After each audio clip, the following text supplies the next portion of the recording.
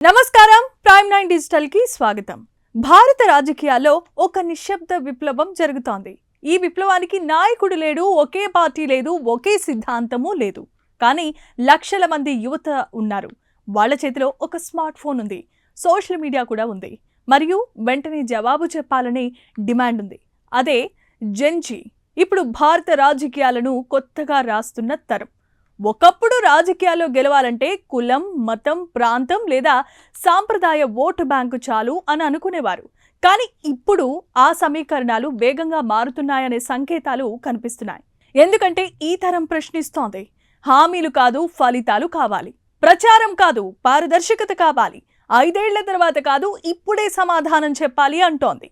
ఇటీవలి కాలంలో పరీక్షల నిర్వహణలో లోపాలు, పేపర్ లీకులు, ఉద్యోగాల ఆలస్యం, విద్యా వ్యవస్థలో సమస్యలు, ఇలాంటి అంశాలపై యువత పెద్ద ఎత్తున రోడ్లపైకి వచ్చింది.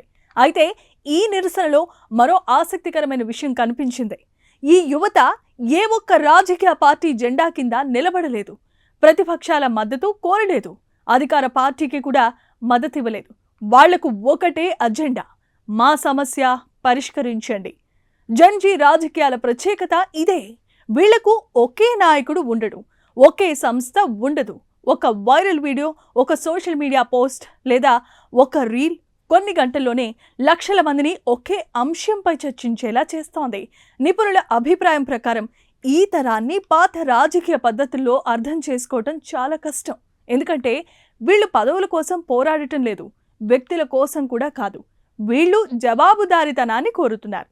ఒక పరీక్షలో అవకతవక జరిగితే, ఒక ప్రభుత్వ నిర్ణయం వివాదాస్పదంగా మారితే, లేదా యువత భవిష్యత్తునే ప్రభావితం చేసే నిర్ణయం తీసుకుంటే ఎన్నికల వరకు ఎదురు చూడాలనే ఆలోచన ఈ తరానికి లేదు.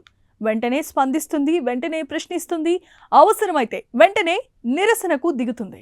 మరో ముఖ్యమైన విషయం ఏంటంటే, సోషల్ మీడియా ఈ తరానికి కేవలం వినోదం మాత్రమే కాదు, అది ఒక ఆయుధం, ఒక వేదిక, ఒక ఉద్యమం. ఒక హ్యాష్ ట్యాగ్, ఒక మీమ్ లేదా ఒక చిన్న వీడియో కూడా దేశవ్యాప్తంగా చర్చకు కారణమవుతోంది. అయితే ఇక్కడ ఒక విషయం మనం గుర్తుంచుకోవాలి. సోషల్ మీడియాలో వైరల్ అయ్యే ప్రతి సమాచారం నిజమే అని భావించడం సరైంది కాదు.